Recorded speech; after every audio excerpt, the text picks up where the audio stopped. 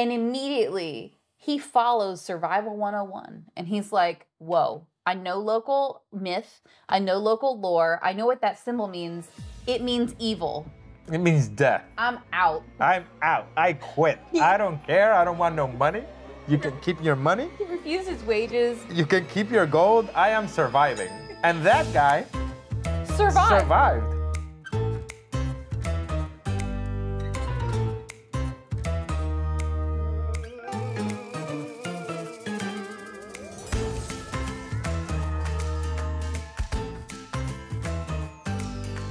Hi, I'm Caitlin. And I'm Charlie. And welcome to Outsmarting the Shadows, evading the grasp of cinematic horror, where we help you survive horror movies. Yes, we do. Yeah, so today we're gonna go classic.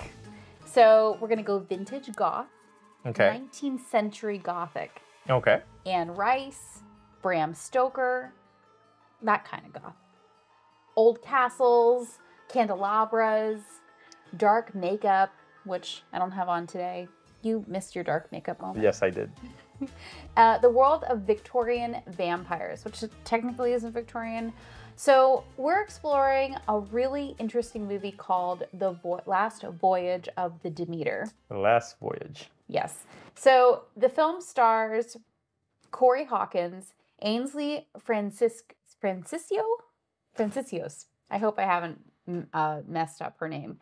Liam Cunningham, who I love. He's been in everything. He's been in what was the one, Fire and Ice? I don't know. He's been in everything. Is he in Game of Thrones too? Yeah, he's been in Game of Thrones, but he's been in, it seems like he's in every fantasy movie, and now he's in Dracula, basically. That's the actor that you know you've seen him everywhere, but don't quite know where. Right. It also stars David Dast Malcolm, and it's directed by a gentleman named Andre Orvedel. It's really interesting that it's been written by someone named Bragi F. Schultz Jr. The planning for this film adaptation of The Captain's Log, which was from Dracula, was written initially over 20 years ago. Oh, really? Yeah, he actually befriended a colleague who worked on Bram Stoker's Dracula back in 1992. Okay. And that's where his idea kind of manifested. But it didn't come to fruition until 2021. Well, there you go. Yeah, 2 decades in the making. So, of course, it's based off of Dracula, which itself was published in 1897 and is called an epistolary novel. It's made up of narratives retold through letters, logs, diaries, which kind of makes sense because that's what this movie is based off of, is the captain's log of the Demeter that was then retold in the story of Dracula. Yeah, it's kind of weird. So what I understood is, so this movie is from the logs of the ship that carried Dracula to the New World in the book Bram Stoker's Dracula. Yes. So it's a movie based on that ship. So this movie actually relies heavily on the fact that you understand Dracula. Like, if you understand anything about, if you go into this movie blind, you'll still understand it, but you have to kind of understand the world of Dracula. It's kind of like a sub-story. Now, this is kind of one of my favorite genres of horror, is anything horror inside the 19th century, because it's a time of like vast upheaval in human history and change. It's the first time that electronics have appeared. It's the first era that's including electronic relays, and everything seems more magical, which is where some of the Dracula and vampire myth ends up coming from. So they even mention it in the movie. We have to talk about the fact that there's spoilers. Yes. There's going to be so many spoilers in this. So basically, if you are listening/watching this, which this is the first time we're on camera. Yes, it's the first time. The first time. So if you've listened to our podcast, but you've never seen us, hi. Camera 1, camera 2. Yes, this is us. So if you haven't watched the film, pause, go watch it. Yeah. Go watch it and you're back. And you're back. Okay, so you've watched it.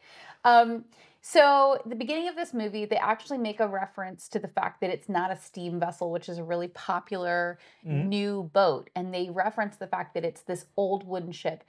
The set of this movie, oh my God, the ship is beautiful. Yes, it's beautiful, but right from the start, which is my gripe with this movie, is you get to understand that this movie is a really dark movie, not dark as in dark themes, dark as it was shot in really extremely low light, and we were watching this movie in a dark room with no lights whatsoever, and I could barely understand what was happening on screen. Yeah. It was shot really, really dark, and I kind of like it was kind of like that episode from the Game of Thrones season, which was so dark that nobody could see anything. It was kind of like that, and I kind of like didn't get I get lost in a lot of scenes, including that first one. I'm like, okay, what's happening? It's a little bit too dark for my liking. It's, I think from a movie perspective, then from a survival perspective, there's the movie aspect where they obviously want to shoot a dark film so that they can kind of get away with more stuff, more practical effects, more kind of VFX that are low budget. Yeah, and I like this movie, which it's what they do in a lot of horror movies that we watch is that you never really truly see the full Full monster. figure. Yeah. They shoot it, but it's so dark that you can't really see the features or how it's made or if it's practical. I think it was CG through the whole movie, but I could be wrong. They could have used practical effects, but I'm not 100% sure on it. Remember the beginning sequence? Mm-hmm. So they have this beginning sequence where they do the title and stuff, and that's when I know their CG, in my opinion, is not like the top notch. Like How so? Disney CD.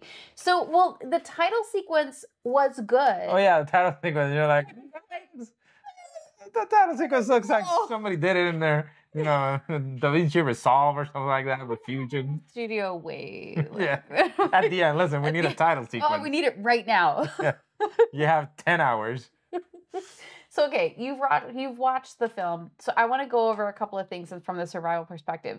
What are some basic rules of surviving just in vampires in general? Not necessarily based on this movie, but how would you survive if a vampire was coming after It's like that opening scene. So in the opening scene, it's raining. You see the ship all tattered in the coastline, right? Yeah. And then there's this I guess it's a police officer, like a copper, right? Yes. And he's like, oh, he's reading the ledger. And he's like, I don't want to go in there. I can't go back. Copper, yeah, this like, young I can't copper. go back. I can't go back there. And the guy says, get on your feet. We're going back in there. How about don't? I quit and just leave. You survived. I feel like this movie doesn't have any requirements for entering a domicile. That like vampires, they can't enter a place without being invited. Unless they're invited, yeah. Which is a class. It's more. I think that's an Anne Rice myth. I can't remember exactly where it comes from, but Bram Stoker's Draculas are a little bit different. But I was hoping in this movie, before I went into it, because I knew it was about vampires, I was hoping that they would be able to, I don't know, do some sort of salt circle around a door or something. So, you can't come in here. I don't know, that would be the one area, and they never really played on that. So my traditional knowledge of vampire lore, while important, didn't play as huge of a part as I was hoping. I always remember this one movie. It's a vampire horror movie. I think it was the second Tales from the Crypt movie, where it's a lot of vampires, and the only way, so the people that fight these vampires, they have a little vial of blood that is passed down from Christ's blood, and what they do is they drop a little drop of blood in a door and kind of like puts a seal, and no vampire can cross it. I always remember that. We should do that movie. Tales from the Crypt. Yes, yeah. We should do Tales from the Crypt. But okay, so but anyway, going back to the. But going into any vampire situation, like you're being stalked by a vampire. The thing is, you don't know what kind of vampire, what kind of lore. So you have to remember all of this. You have to have experienced all of the movies, all of the myth about vampires, like garlic, sunlight, steaks. Just try anything. See what sticks. All of it. Like, why not? Okay. Why not? And like, Holy water. yeah. Is that a thing with vampires? I mean, clearly, okay. If you are in the 19th century, 1897, going on a ship, just have holy water with you already. I don't care what. Just all the time. All the time. You should carry it in your pouch or something. Have one of those little vampire killing pouches and stuff. You don't know what if you encounter a werewolf? What if you encounter a... You need a little bit of silver? Yeah, a little. You need all of it. You need all of it. That's just my opinion. So this movie, it opens with the Demeter is about to set sail from Transylvania to London. The Captain Elliot and the first mate, which we watched it with subtitles on, and every single time they said the first mate's name, I didn't square it with the spelling. The spelling is Wojciech. Yeah. Wojciek. I can't say that. Yeah, I think they said Wolfcheck or Wolcheck. I don't know. I like Wolfcheck. I don't know what type of name it was. Was it Russian? Maybe it was. What an amazing actor, by the way. Then there's Toby, which I did find out was the captain's grandson. It's a very cute little boy.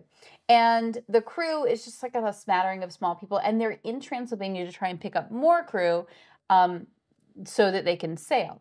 Yeah. Because they're in Transylvania to pick up this package that they need cargo, a bunch of cargo from a private person that wants it to go all the way to England. Now, this was the first survival tip that came right in like the first scene when they were loading the crates. So there's a dragon symbol on the side.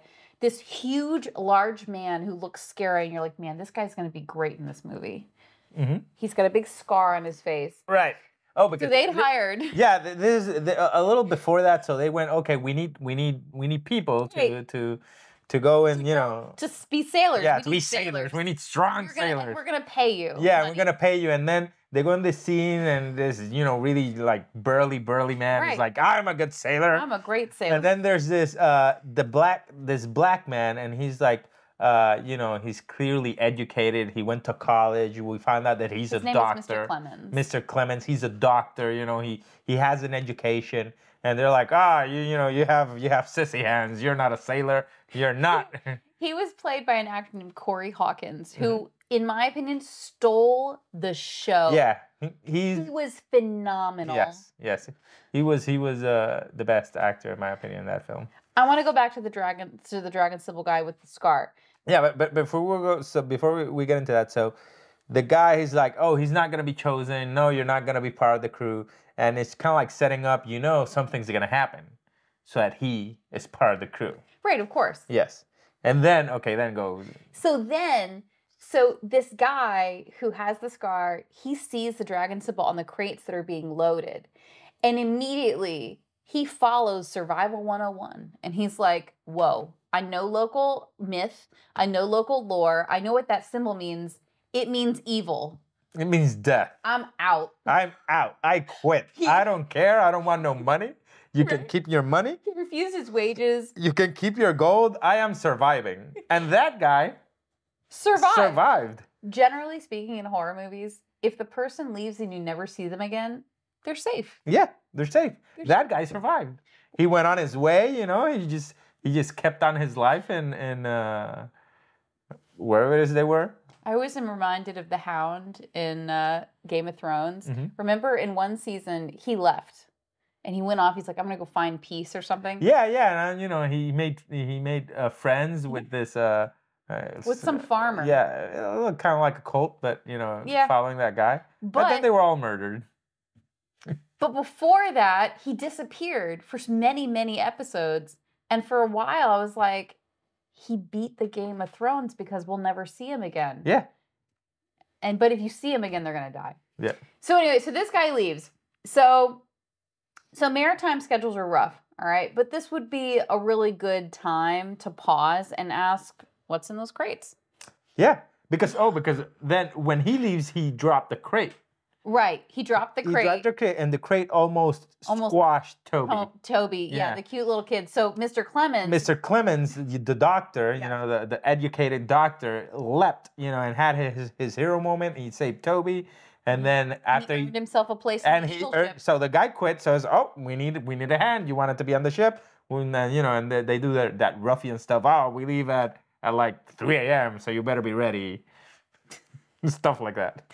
Well, I just think Mr. Clemens and Captain Elliot have lost a survival moment here because they didn't check the crates after that guy was like, this is an evil symbol. I would have been like, but what's in the crates that would cause you to say, just follow up with a follow-up question. Well, when it broke, you see a lot of dirt falling, and nobody seemed to notice. Yeah. There's dirt. There's dirt in the crates. I mean, I'm pretty sure, whatever time, I don't know the exact time where this takes place. It was in 1897, I think. So I'm pretty sure in the 1800s, dirt is not an adequate shipping material, No one ships dirt. Like, what are they, planting seeds? Yeah, it's like, gonna be heavy. I'm pretty sure they don't have like those little plastic bags plastic hasn't been invented yet. No. So it's like, okay, I want something safe. I'm not gonna put straw or hay or something that is light. I'm gonna fill it with dirt. Yeah, it's unusual to say the least, and no one notes it. So they've missed out. Also, so up until this podcast, we've covered a lot of movies that are at home, or you're with your family, or you're with friends, you're with safe people. And remember, this is not like other movies. So this is a scenario where you are not surrounded by close bonds. You're in a working environment. And what that means is, while I'm sure that, seamen are very close with each other, they're your fellow colleagues and employer. So they don't care about you nearly as much as your family would. So if there's a survival situation, you better take care of yourself. Yeah. Well, in this one, there is the family because the captain, Toby, is his grandson. So there is that family element there. And the first mate is very loyal to the captain and to the ship. But like Mr. Clemens, he's SOL. Like, there's not like they're going to intentionally want to harm him. But I would say if there's a survival situation at work, you're probably a lot less likely to find allies than you would be, say, at home. Yeah. So you got to watch out for yourself. So survival tip number 1 would be follow that guy. He says this is evil. You should leave. You should just leave. Right. You should just leave. And I mean, the thing is, like, I don't know the desperation of Mr. Clemens, but later in the movie they let you know why he wasn't gonna leave because of that, because we see, which we'll talk a little bit later, why it is that he kind of like goes on the boat back to London. Yeah. So Mr. Clemens joins the crew as a doctor. We love his story. His story is fantastic. His skill is great. Now, what I loved about him is how analytical he was right from the get-go.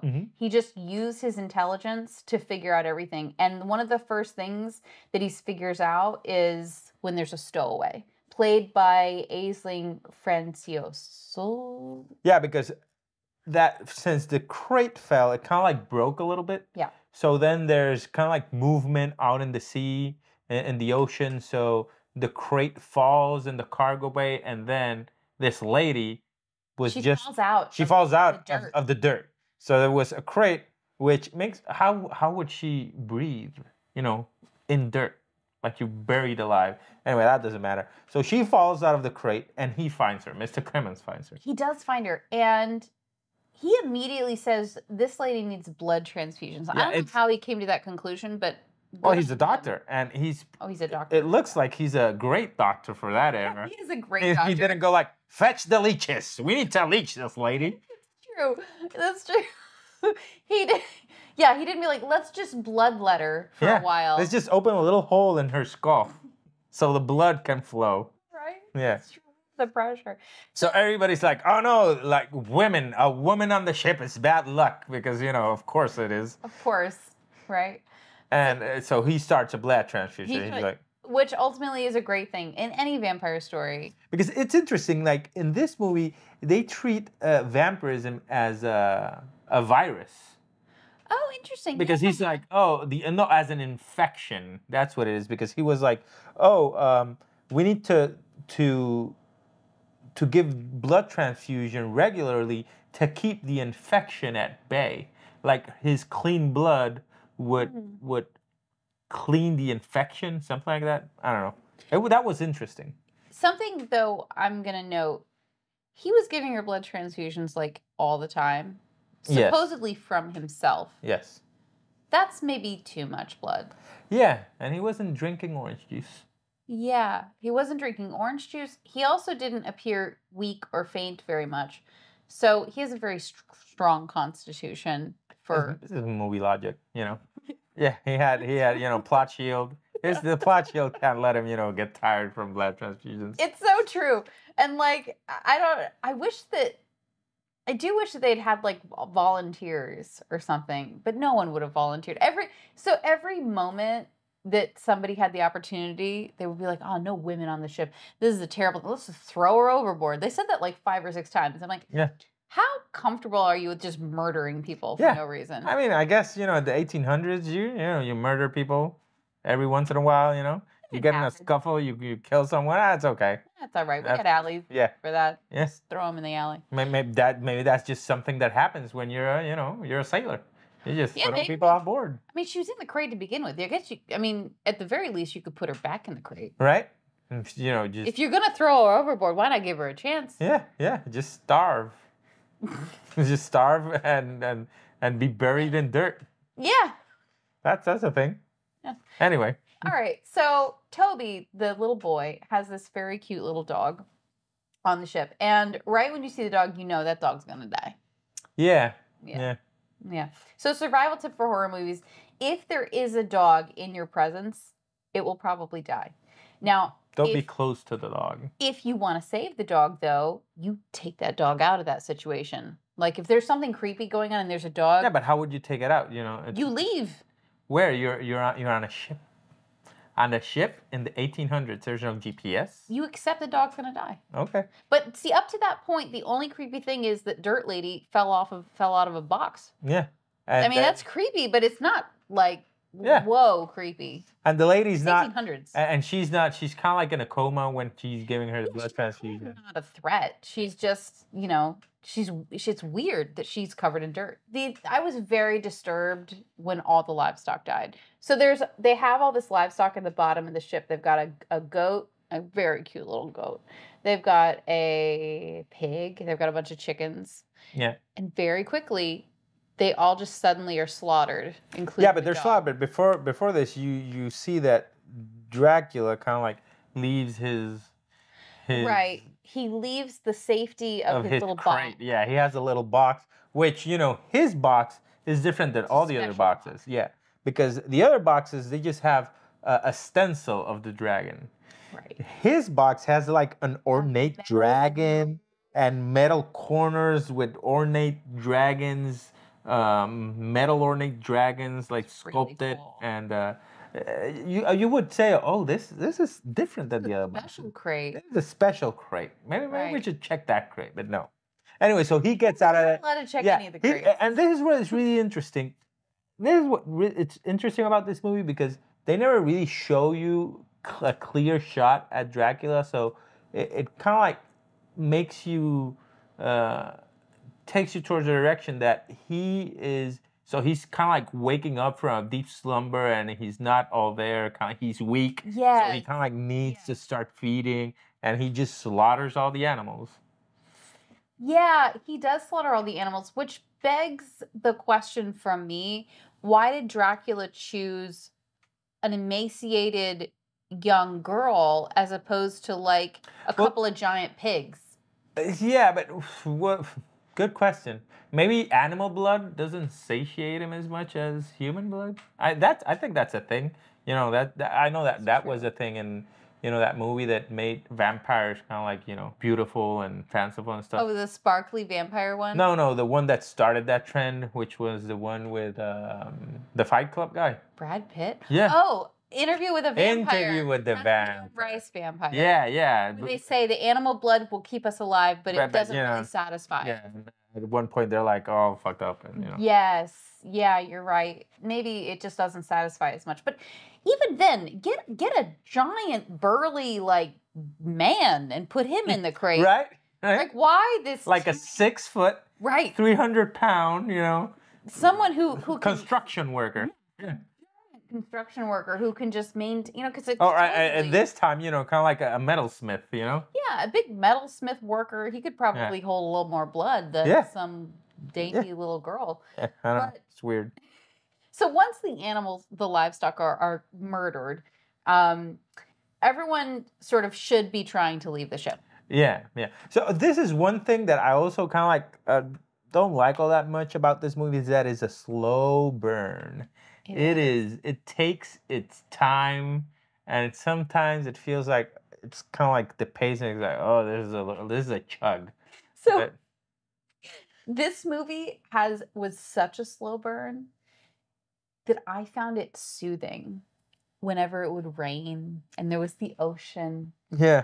Like this. She was like, oh, this is like those lo-fi YouTube that I watch. It was so nice. Like, okay. But the thing that I loved about that is that to me, it depicts what you would experience on a ship if it actually, at least energy-wise, if there was something horrific happening and you didn't really know what it was, but you're experiencing all this, maybe that's what people did. Like they would just go back to their bunks and they would sleep for a while, and then they would go back out there. You know what I mean? Like, and then someone's murdered. Yeah. Like, like the tension slowly builds.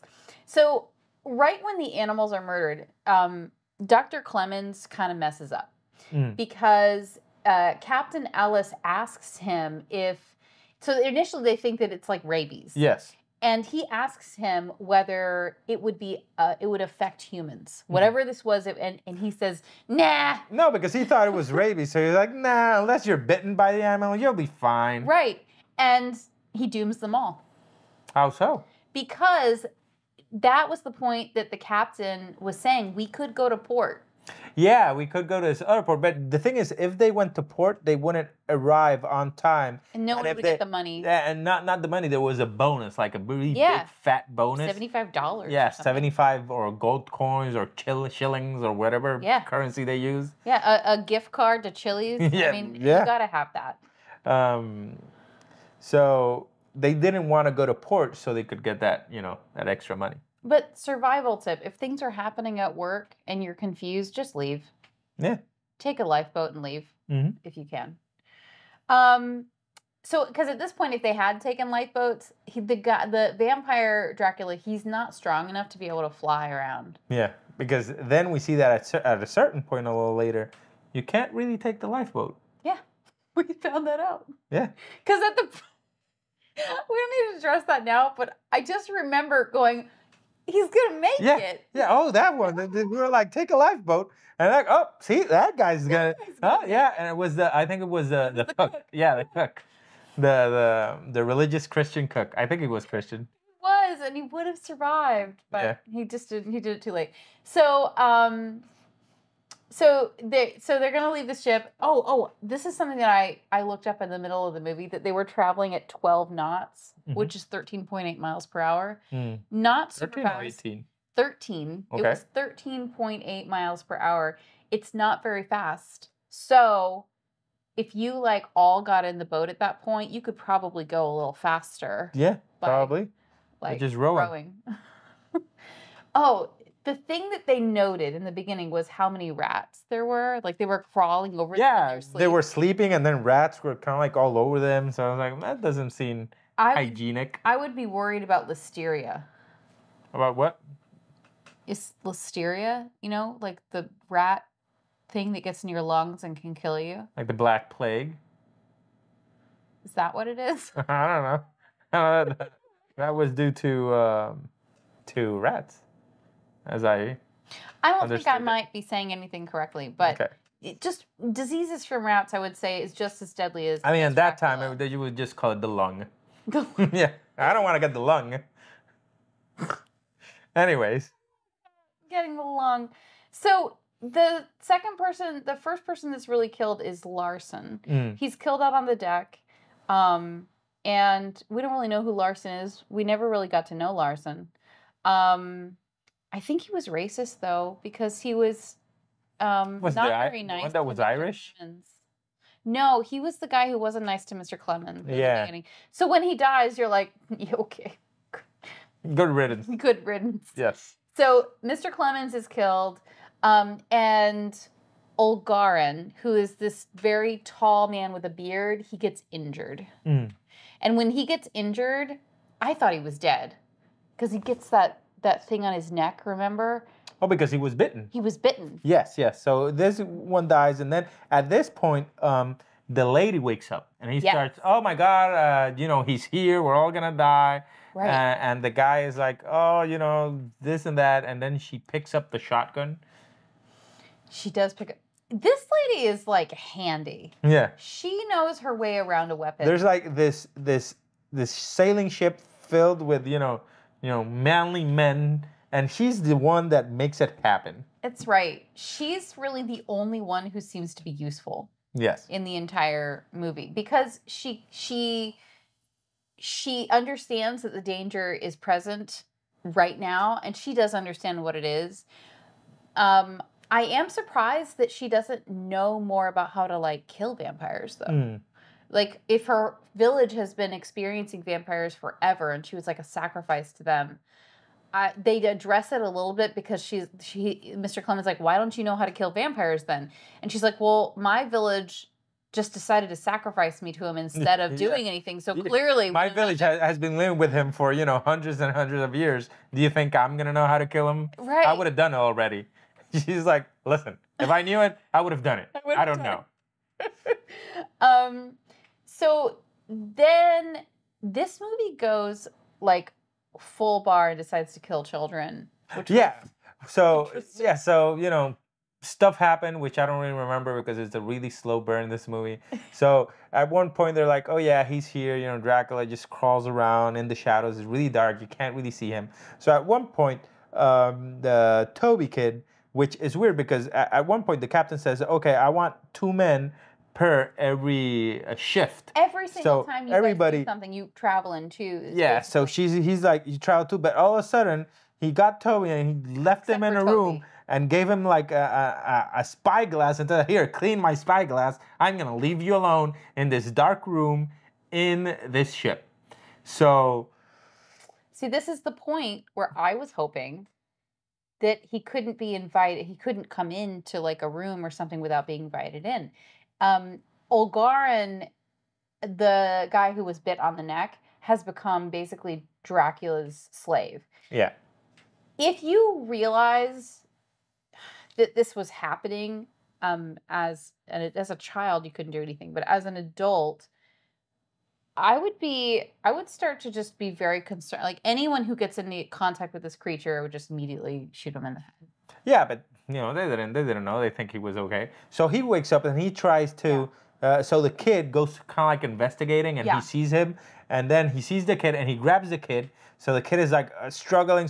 The kid frees himself, and then he runs to the room where he was kind of like shining the spyglass. So then he locks himself in the room, and then the guy starts breaking the door with his forehead. So, if there is a creature outside of a solid wooden door that is bashing his head against the door to break it open. Which, funny enough, sorry to interrupt you, but when we were watching the movie, you were like, oh, that door's secure. He's not getting through there. It's a solid, ancient wooden door. There's no way in real life that he would get through. And I was like, I thought they were going to have him bash. Yeah, bash it. And then his face was going to be destroyed and he would die. Yeah.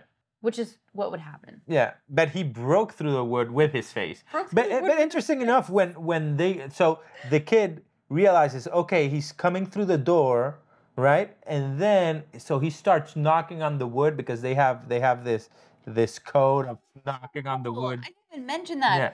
That was the coolest system where like they knock. Yeah, so that everybody can hear it. You can hear it's like an echo. Mm-hmm. Oh, it's so creepy, and it was so great. So he starts knocking on the wood, and they, which they're on the deck, they hear it, and they're like, oh, Toby, we gotta save Toby. So they start running to where Toby is, and this guy, he broke a hole in the door, and he's trying to get in, but then this part is really creepy, where he slowly gets his hand out of the door, and then you realize that the kid that is hiding under a table because the guy is going to come in, then the kid kind of like looks to the corner of the room, and Dracula is in the room. And this is one of the scenes where you actually kind of almost see him the whole way, where he stands up. And what I like about this movie is that the design that they did for Dracula is kind of like reminiscent of the Nosferatu movie, Dracula, which is really cool. It was really, yeah, that was a really cool thing about the movie. I loved the design of Dracula. I have to note something about all of this, though, from a survival perspective. So the first telephone was created and implemented in 1876. This movie was set in 1897. Okay. The reason why I think that they chose to do the knocking was because the late 1890s was also when Morse code was first invented and first used. My problem is, if that was a reminiscent feature of this knocking, they could have had more complex messages with the advent of Morse code. Yeah, but these are sailors. They don't know Morse code. Yeah, but... They were like, in one part in the movie, they were like, oh, these metal ships, they're not like, oh, the good old wooden ships. Metal ships are like trash in their progress. I want to like progress. But since this is a podcast about helping people survive, I would say that a skill that you should acquire is Morse code. Morse code. If you're capable of sending any basic form of tapping to anyone, you can send a Morse code message that's complex. At the very least, SOS. Yeah, but I mean, you know, it's a kid. He's what, 10 years old? That's true. And, you know, he's in a room with a giant man is going to murder him. And then he realizes that Dracula is in there in the room. He's not going to stop. Okay, let me just tap. Okay, I'm right here. Dracula's in here. The guy is at the door. Just tapping, and then they listen to it. Not really Olgarin. And then they listen to it, and it's like, oh, get the piece of paper. Okay, let's write. Okay, so he's saying, oh, okay. So he's saying, what? Oh, no, wait. Who's in the room? Ask him who's in the room. And they start tapping. Okay, Dracula's in. You're not gonna do that. Okay. Well, no, that's not the exact scenario that we would. So I'm just saying that's a good skill to have in this scenario, because then you could send messages even if something's happening over there. I'm just saying. The other thing is, if someone is bashing through the door and they're trying to murder you, right? At some point, a body part's going to come through that door if they don't kill themselves. Yes. And then you can, you know. Yeah. Or he's a kid, so, you know, it's fair enough. The kid, he's afraid. But if it was, you know, if it was me, it was like, he's bashing through his head. You're like, oh, his head is through her. Just sock him in the face. Right? Just like that. Aha, you're dead. You know, or a piece of wood or something. Just stick it in his eye.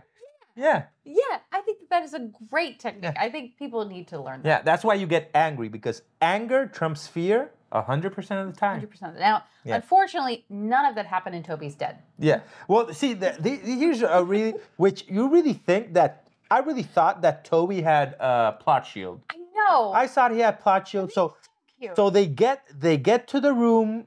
They get to the front door is locked, and they realize, and they all see Dracula kind of like walking towards Toby, and they're like, oh my God, we gotta open the room. And then all these, you know, sailor men that are, you know, have the knowledge of sailing don't realize that they have a gun, and they could shoot the door down. And who comes and saves the day and shoots the door down? The lady. She's like, move away, I'm going to shoot the door down. But after this, they were just freaking out. And while they're freaking out, you see Dracula kind of like walk to the little boy. The little boy is shivering in fear. He picks up the little boy and just munches on him like a juicy apple. He goes like, nom, nom, nom, nom, nom. Yes, this apple is juicy. Nom, nom, nom, nom, nom. While they're just freaking out at the door. So this is not actually when Toby dies, but you can tell that Toby has now become one with the vampiric infection. Yeah, which I found this pretty cool. I was like, oh shit, I thought this kid had plot shield, but he doesn't. They just held him off. He does not.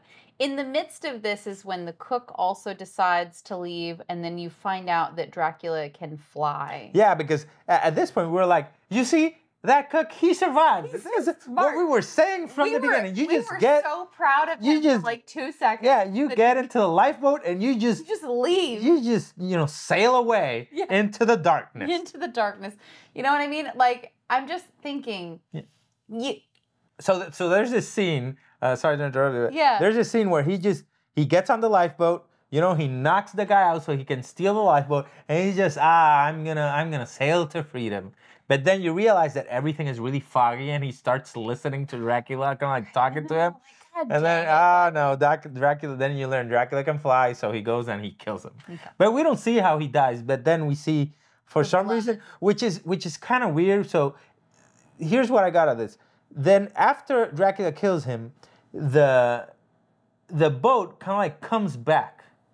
The lifeboat comes back and crashes into the ship, which makes no sense. Right? That's not how. Because the ship is sailing in one direction, and then the guy sailed in the other. So that leads me to believe that Dracula killed the guy, got into the lifeboat, and said, "Okay, I'm gonna row it really fast. Yeah, I need to send a message. I'm gonna row it really fast towards the ship, and then fly away so that the lifeboat crashes into the ship and they see it."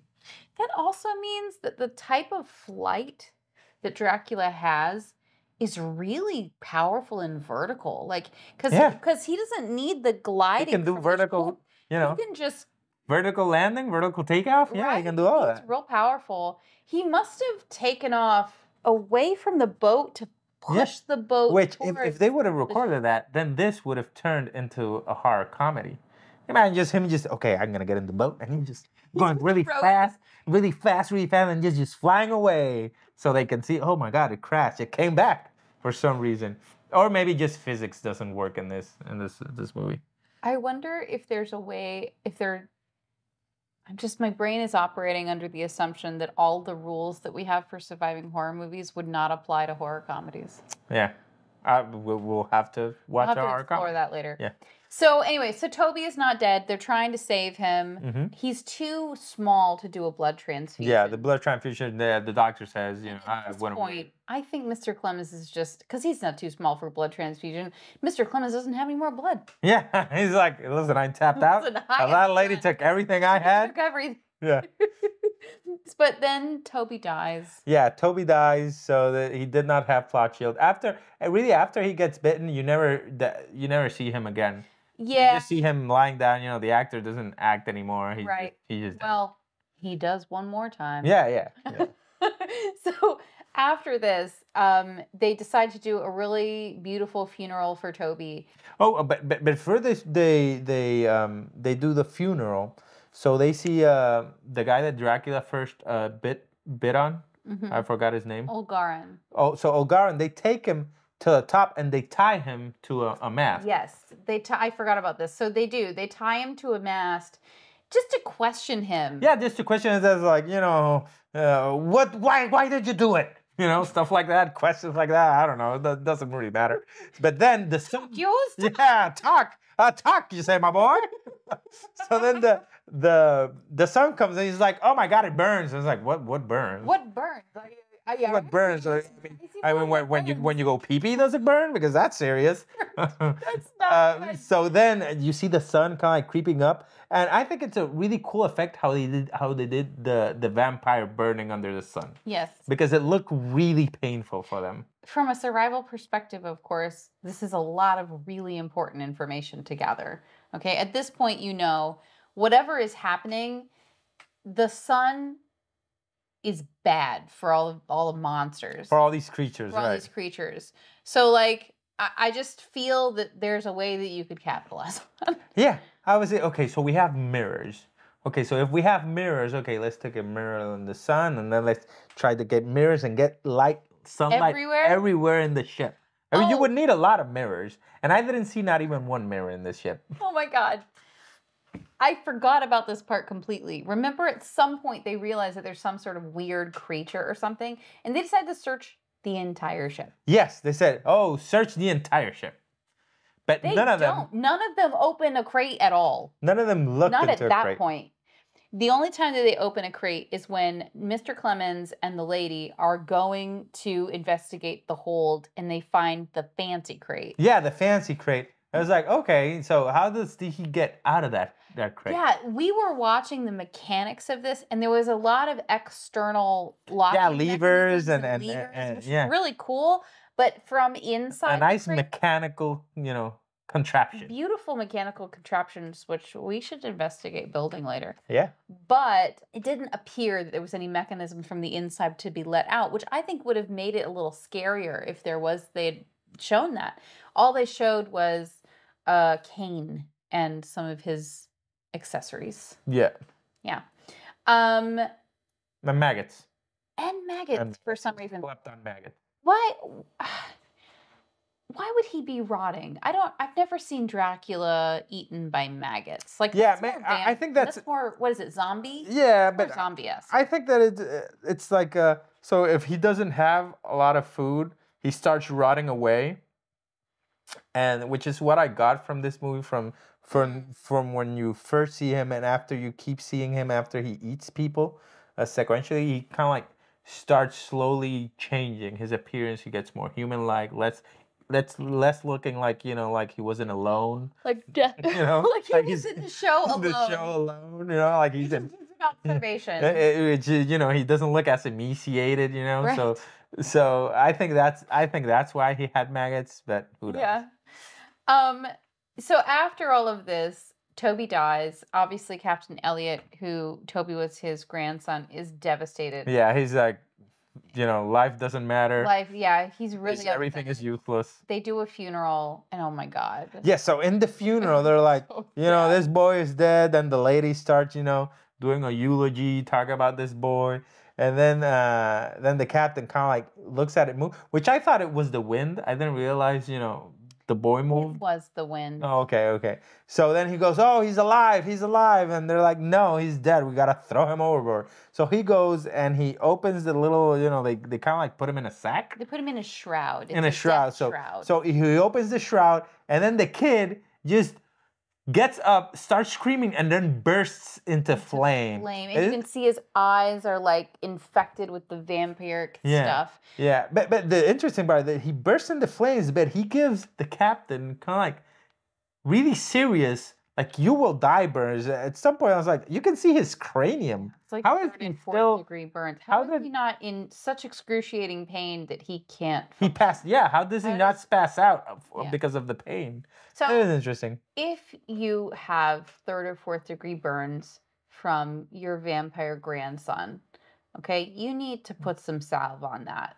Yeah, okay? But they're sailors. They don't have no salve. What are they gonna do? Yes, they do. Get some goat urine. The goat is dead. No, not goat urine, but you can use fat. You can use rendered fat. Yeah, but all the animals, they threw them overboard. Yeah, but they still have a kitchen. Like, no, they're not gonna have fat. They don't have refrigeration.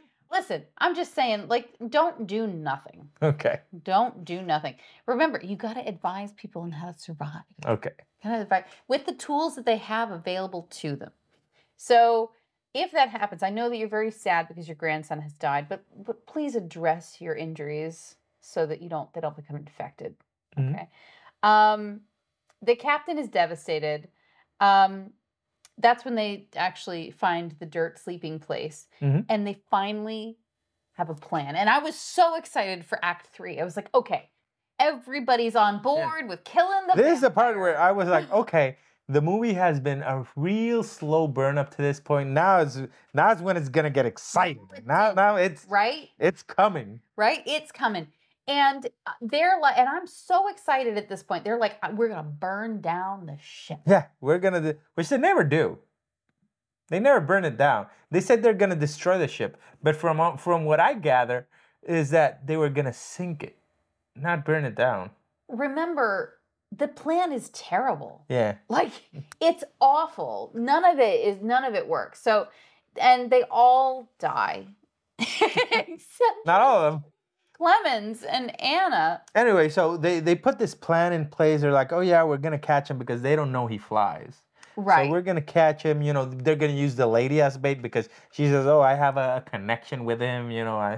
He can see my thoughts or something like that. I can sense him. Some stuff like that. Yeah. But yeah, and so, but the plan isn't really great. But I mean, they do the best they can, and they try to catch him. They get up into the mast, at night and try to catch him. But then they figure out that, oh, he flies, so he just snatches them up and munches on them a little bit.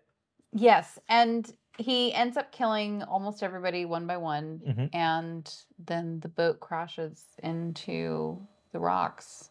Yeah, but in this part, the interesting part here is that he he almost so he gets the doctor and he kind of like, which is this is a really good scene. I really like the scene where he's kind of, you can see his face, his eyes kind of like glow red, have as a really nice faint red glow to them, and he kind of looks at him and he's like, oh, yeah, I'm not afraid of you, and he says, oh, you will be afraid of me, and then he with his finger he slowly like uh cut He slowly cuts his vein, his jugular. yeah, his jugular, kind of like to start kind of like feeding on it, and you see a close up that he's gonna feed on him, and then the lady kind of like breaks one of the masks. Most useful person in the Yeah, entire yeah. movie. The lady Anna. breaks, yeah, the lady breaks one of the masks. It pins him down, and they can escape.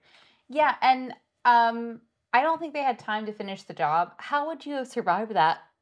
Well, see, I've thought about this. So what I would have done. So up to this point, you must realize that if he bites you, you turn into this thing. Right.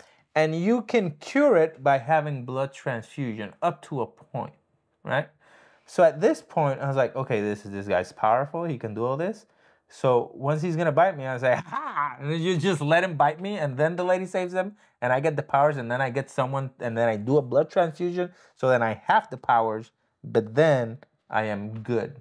Wait a minute. So you would let him bite you? Yeah, but not a lot. Not like rip my jugular off. Just a little nibble. A little nibble. So that you could so he kill can him?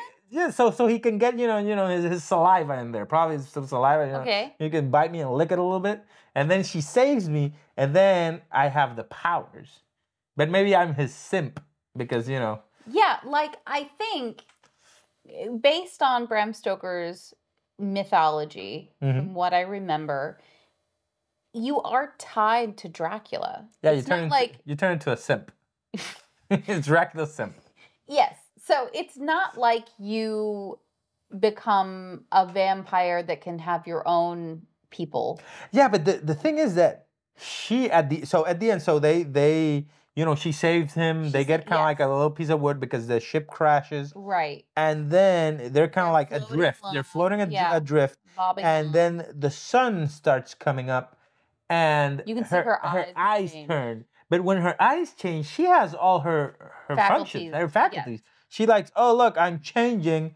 I can't help it. I'm just gonna get on this thing, and she's like, I can let myself die. Feel your blood. I'm gonna let myself die. So for some reason, and I think it's because of the transfusion, she was different than the kid and then the other guy. Yeah, she had more control of herself. Yeah, maybe because he munched on her a lot. I think it could be, but I think it's because of the blood transfusions. I don't think your plan would work. Well, see, the thing is that she could have survived. She could have just swam deep into the ocean. She doesn't need to breathe because she's already dead. So just wait it out. Which was another thing, that when the kid, burst into flames and he fell into the water, he wasn't burnt all the way. So I thought he's alive. I thought, oh, that kid, he could still be, a little vampire that's alive. That's what I thought. I thought, okay, I thought, they're gonna make sequels. I think they are gonna make sequels. Well, it depends on how much money this movie made, which I don't think it made all that much. The budget was $45 million, and it made $25 They million. ain't gonna do nothing. Well, okay, so there's the only way to survive this movie is to either be incredibly lucky like Mr. Clemens, or to turn yourself into a vampire. Well, yeah, which this is a part where I really enjoyed the last scene in the movie. Yeah. So it's Mr. Clemens. He's kind of like in a bar talking about this vampire and which, cutting back a little bit, you learn that Mr. Clemens, the reason that he went on the ship back to England is because Mr. Clemens was one of the first.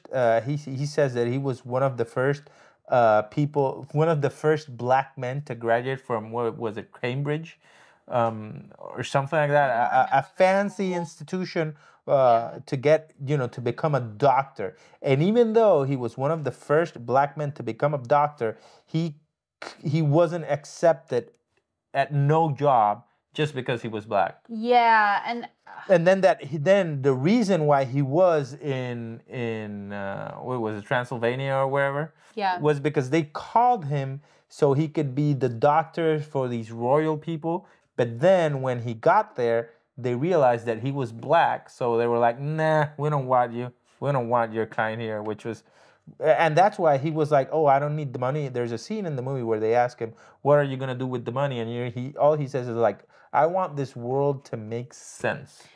yeah, and I would watch the heck out of a follow-up of Mr. Clemens. Yeah, because in that part, which I think that was really interesting about this movie, because there's a history in horror movies that, oh, the token black guy, he just dies. Yeah. So in this movie, they made it so the only black guy, he's the one that lives, but not only does he live, he is really upset at how the world and what the world is. So all that anger, he's going to put it into finding this monster, which he says, is a beast, and destroy it.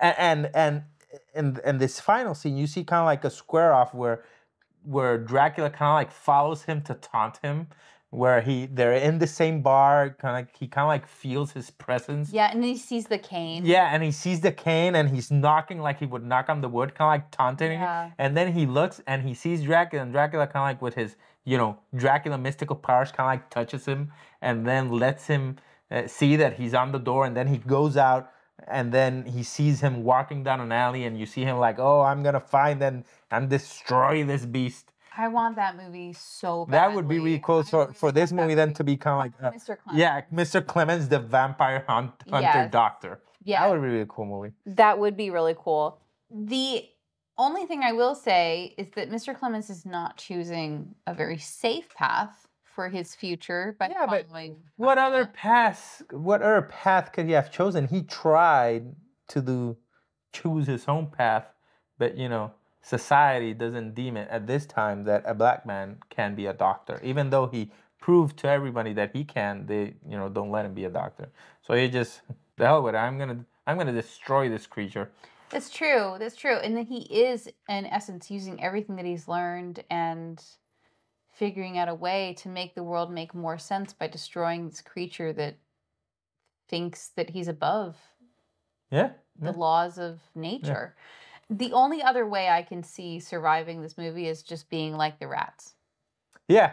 At one point in the movie, the cook realizes, oh, there's no rats, and a ship without rats. All ships have rats. Swim to shore before it's too late. And the rats survived because they were smart. So that's how the movie really ended, with him kind of like, oh yeah, I want to kill this beast. All in all, I think the movie was a really slow burn, and it had really cool scenes in him, and I think the creature and character design for Dracula was really cool. It was really interesting. Yeah, the writing was excellent. The overall cinematography of this movie, while very dark, it was visually a little bit too dark, and a lot of scenes, especially not dark atmospherically, dark literally visually. Yeah, visually, it was extremely low lit. Low lighting. Low lighting in the movie, which it upset me because the scenes where Dracula, it was so dark. Like, what's happening? I want to see it. What's happening? Yeah, we couldn't really see it, but I loved everything about the costume design, the sets, even the coffin piece. Mm-hmm. The dialogue was gorgeous. It felt very real. This movie, and I really appreciated that. It was a juxtaposition from, remember the Dracula that was created not too long ago? I can't even remember the name of it. That was like really bad. Oh, Dracula 2000 or something. Oh, I never saw that movie. Yeah, I never saw it. I'm gonna look it up because it was made, and like the studio pretty much immediately was like, let's just pretend. Oh, Dracula Untold. Oh yeah, I never watched it. It was awful. Is it a horror movie? I mean, is it? It's a bad movie. Okay. We don't have to watch it then. Yeah, we're not watching it. But Last Voyage of the Demeter seemed to really elevate the story of Dracula, in my opinion, to a story that all audiences in our day would love. Mm-hmm. I mean, the last time Dracula was created when it was good was Bram Stoker was 1992, in my opinion. Anyway. In essence, if you encounter Dracula, not necessarily vampires, because we're going to have to get into that in another time. Dracula, the ultimate vampire, the first vampire Dracula. I would say, don't get bit. Remember your vampire lore. I don't know. I would still, you know, I want to be immortal. I want that power. But I will let him, you know, maybe I have a wound. Could you lick a little bit of the wound? You know, get your saliva in there. You know, it's coursing through my bloodstream. You know. But what if when Dracula dies? What if the only thing you do is that you are now Dracula's servant for eternity? I don't know. So thank you so much for coming along with us. I think that we have survived. Yeah. Well, you didn't. You became immortal. Yes. I just jumped off the ship with the rats. So I think that I survived. Join us next time. We're going to have an amazing Oktoberfest where we're going to have a movie a day. Yeah. And like and subscribe.